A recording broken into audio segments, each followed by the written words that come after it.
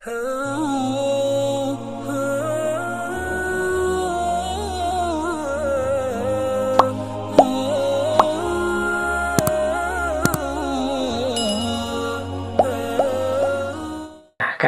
kita malam hari ini itu mimpi dalam arti keinginan besar, keinginan kuat, harapan-harapan hidup utama yang kita miliki. Jadi arahnya nanti ke situ. Teman-teman kan sering dengar istilah misalnya kita orang hidup itu harus punya mimpi. Kita juga sering dinasehati bermimpilah, punyalah harapan, punyalah cita-cita. Mungkin kita lebih akrab dengan kata-kata cita-cita atau harapan. Meskipun sebenarnya konotasinya sama.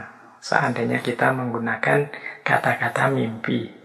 Nanti kita lihat ya, sedikit-sedikit bedanya di mana kalau kita, kapan kita menggunakan kata mimpi, kapan kita menggunakan kata harapan.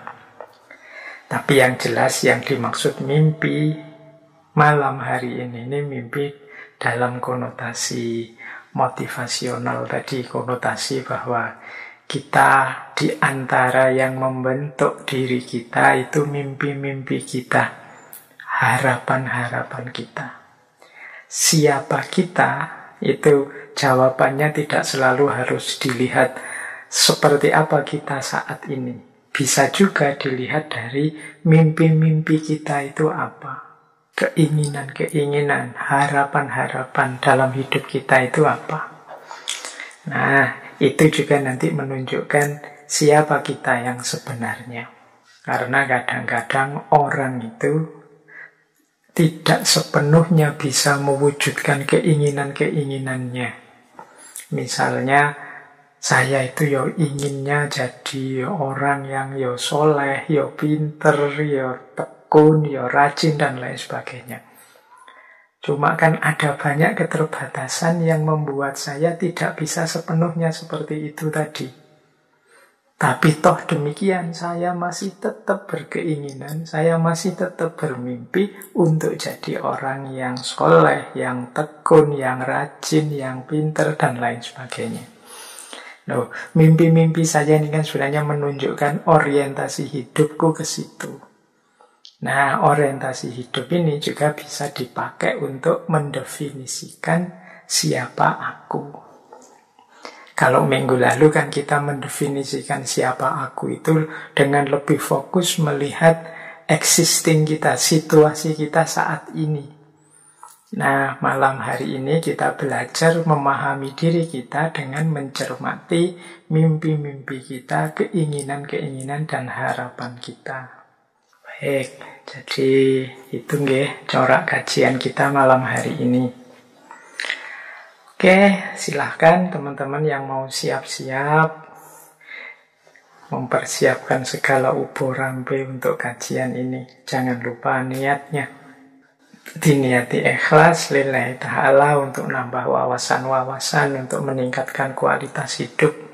Alhamdulillah kalau nanti pada saatnya juga bisa menebarkan kebaikan, kebenaran pada yang lain. Bismillah. Ini seperti saya bilang tadi ya, mungkin saya awali sebentar dengan beberapa wawasan-wawasan yang mungkin penting tentang mimpi. Karena bagaimanapun ini kajiannya, judulnya ngaji filsafat. Jadi saya tambah beberapa wawasan filosofis tentang mimpi. Jadi kalau harus dibagi mungkin ya, memahami mimpi ini, ada yang mengaitkannya dengan hakikat hidup ini, ada yang mengaitkannya dengan kondisi psikologis manusia, dan ada yang mengaitkannya ke aspek motivasional personal, seperti tadi yang akan kita bahas malam hari ini. Kita singgung sedikit-sedikit 3 aspek ini. Bagaimana mimpi itu hubungannya dengan hakikat hidup kita, bagaimana mimpi itu hubungannya dengan kondisi psikologis kita, dan nanti terakhir kita puncai kajian kita dengan bagaimana mimpi itu sebagai bagian yang membentuk diri kita, penciri kita. Baik, saya awali dari awal tentang filosofi mimpi. Saya masih ingat di salah satu sesi ketika dulu kita membahas tentang Imam Ghazali. Jadi kalau teman-teman membaca misalnya kitabnya Imam Ghazali yang judulnya Al-Munqidh Minad Dhalal. Di situ Imam Ghazali melakukan penjelajahan keilmuan, penjelajahan intelektual saat mengalami keraguan-raguan terhadap kebenaran yang pasti. Nah, di antara yang diulas oleh Imam Ghazali itu antara lain tentang mimpi. Jadi kata Imam Ghazali di Al-Munqidh itu begini. Kita ini menganggap bahwa akal pikiran kita itu kebenarannya pasti dan bisa dipertanggungjawabkan. Ini melebihi kebenaran yang kita peroleh dari panca indera.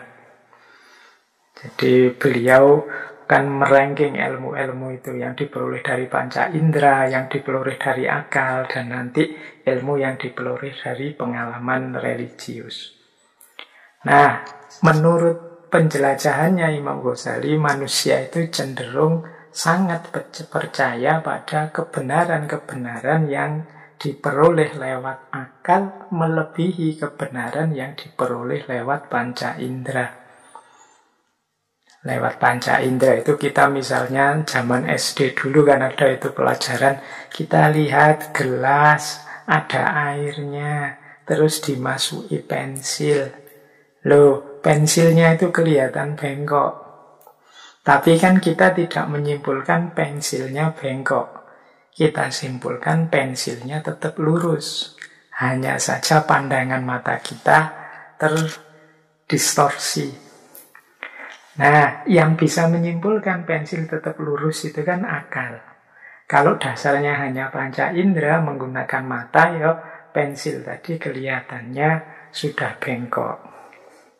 Dari sini terus disimpulkan bahwa kalau begitu akal itu lebih kuat untuk menemukan kebenaran. Tapi ternyata akal juga banyak kelemahannya. Antara lain dalam hal mimpi ini. Jadi ini uraian di kitab itu ya tentang mimpi.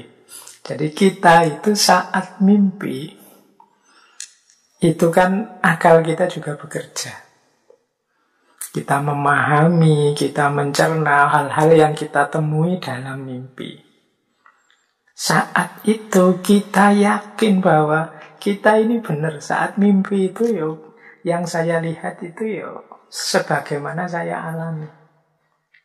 Jadi akal kita jalan, kita tanggapi apa saja dalam mimpi sebagaimana saat kita bangun. Jadi misalnya kalau kita mimpi nyebrang jalan, kita beneran minggir biar tidak ketabrak mobil. Saat mimpi itu, kita mimpi melakukan apa, kita gunakan logika persis seperti saat kita bangun. Dalam mimpi itu kita merasa ini benar, ini pasti yang benar. Tetapi begitu kita bangun, ternyata terus kita sadar. Ternyata yang mati-matian aku anggap benar dalam mimpi itu, begitu sadar baru aku tahu ternyata itu hanya ilusi. Ternyata itu tidak nyata.